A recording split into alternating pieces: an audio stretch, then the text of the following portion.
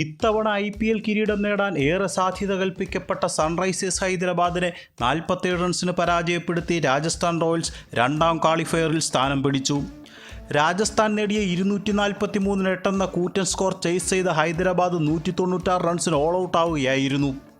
വെറും 29 പന്തിൽ നിന്നും 97 റൺസ് നേടി ഹൈദരാബാദ് ബൗളിംഗ് നിരയെ തകർത്ത് തരിപ്പണമാക്കിയ 15-കാരൻ വൈഭവ് സൂര്യവംശിയാണ് player of the match. Qualifier 2-ലേക്ക് യോഗ്യത നേടിയ രാജസ്ഥാന് ഗുജറാത്താണ് ഇനി എതിരാളികൾ.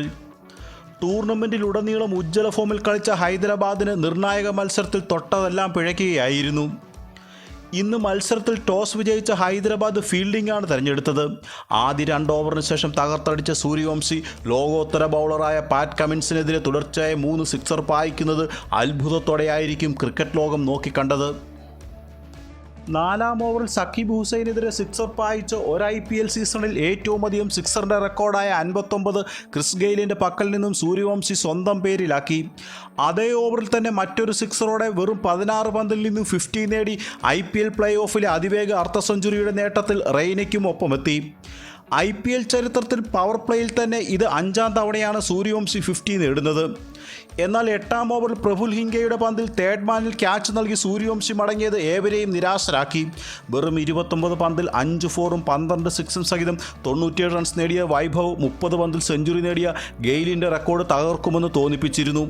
സീസണിൽ ഇതുവരെ 680 റൺസ് എടുത്ത് സൂര്യവംശി ഒരു IPL സീസണിൽ ഏറ്റവും അധികം റൺസ് നേടുന്ന അൺക്യാപ്ഡ് പ്ലെയർ എന്ന ബഹുമതി ജയ്സ്വാളിൽ നിന്നും സ്വന്തം പേരിലാക്കി.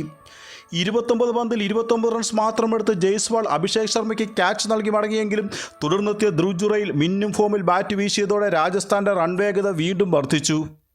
20 പന്തിൽ നിന്നും 50 നേടിയതിന് പിന്നാലെ ജുറൈൽ മടങ്ങി. സീസണിൽ 6-ാം തവണയാണ് ജുറൈൽ അർദ്ധ സെഞ്ചുറി നേട്ടം കൈവരിച്ചത്. 15-ാം ഓവറിൽ 200 കടന്നെങ്കിലും പിന്നീട് വിക്കറ്റുകൾ വീണതോടെ രാജസ്ഥാൻ്റെ സ്കോറിംഗ് മന്ദഗതിയിലായി. ഒടുവിൽ 243 എന്ന നിലയിൽ രാജസ്ഥാൻ തങ്ങളുടെ ഇന്നിംഗ്സ് അവസാനിപ്പിച്ചു.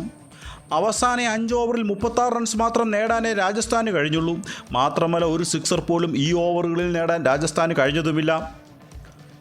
2-ാം പന്തിൽ തന്നെ ഓപ്പണർ അഭിഷേക് ശർമ്മയെ 0-നായി മടക്കി ആർച്ചർ ഗംഭീര തുടക്കമാണ് രാജസ്ഥാന് നൽകിയത്.